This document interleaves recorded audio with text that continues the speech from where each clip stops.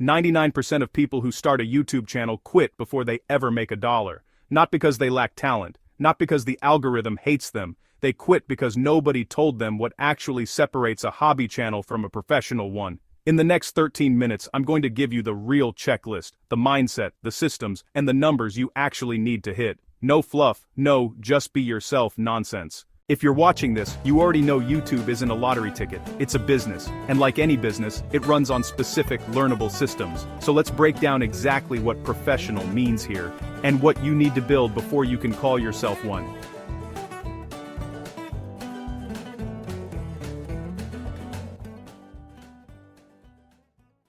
The single biggest difference between amateurs and professionals isn't equipment or talent, it's that professionals treat their channel like a business from video one. That means, you have a content calendar, not I'll upload when I feel inspired. You track your numbers, click-through rate, average view duration, retention graph. Instead of just watching the subscriber count, you reinvest early earnings into better tools instead of spending them immediately. And you separate your channel's finances from your personal ones, even before you're making real money. Professionals also accept that the first 20 to 50 videos are tuition, not income. You're paying to learn your format, your voice, and what your specific audience responds to. If you go in expecting video 3 to blow up, you'll quit at video 4. Most new creators pick a topic because it's trending. Professionals pick a topic they can still make videos about 2 years from now, when the trend is dead and the excitement is worn off. Here's the test. Can you list 50 video ideas in this niche right now, off the top of your head, in 10 minutes? If you can't, the niche is too narrow or you don't know it well enough yet. The best niches sit at the intersection of 3 things: something you know or can research deeply, something with a real searchable audience, and something with a monetization path. Whether that's ads, sponsorships, affiliate income, or your own product, if any one of those 3 is missing, you'll either burn out, get no views, or make videos that never turn into income. And a note: if you're building multiple channels, specialization beats spreading yourself thin.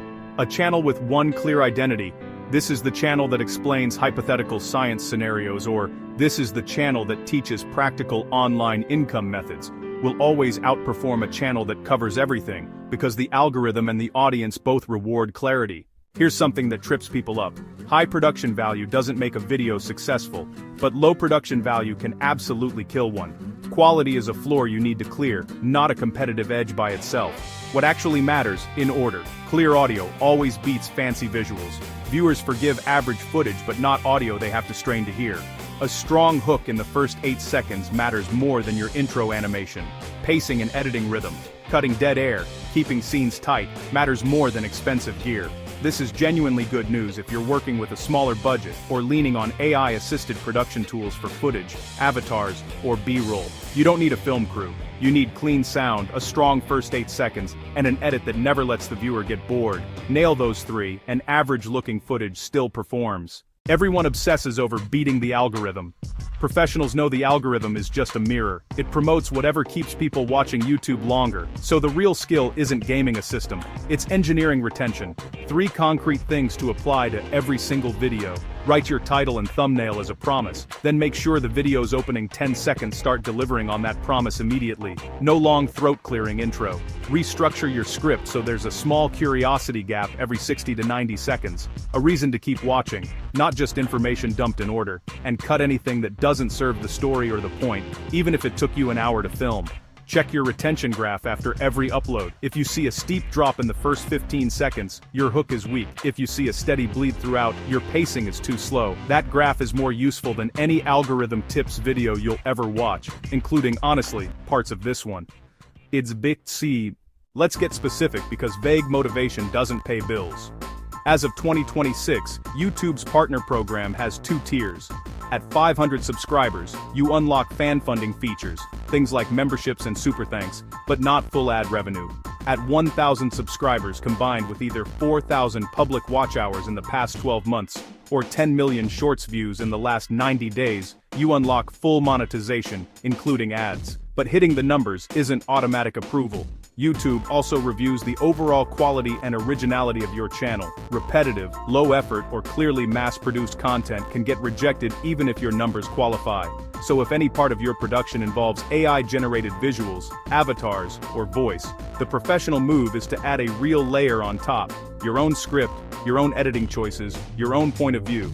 Don't just stitch together generic AI clips, curate, edit, and add a perspective a viewer can't get anywhere else. And remember, ad revenue is usually the smallest income stream for a professional creator, not the biggest. Sponsorships, affiliate links, digital products and memberships typically outpace AdSense once a channel matures.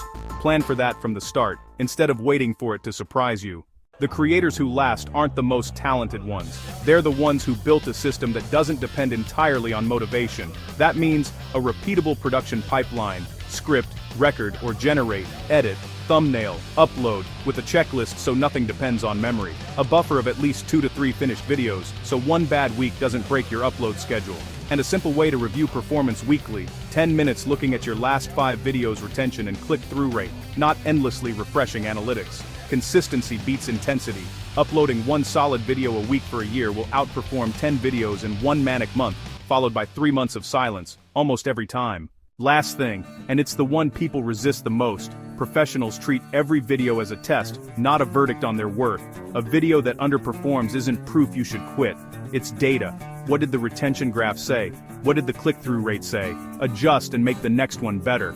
Amateurs take a flop personally and stop. Professionals take a flop as feedback and iterate. That single mindset shift is, more than any camera or editing software, the real dividing line. So to recap, run it like a business, pick a niche you can sustain for years, clear the production quality floor, engineer retention over chasing the algorithm, know your real monetization numbers, build systems instead of relying on motivation, and treat every video as data, not a verdict.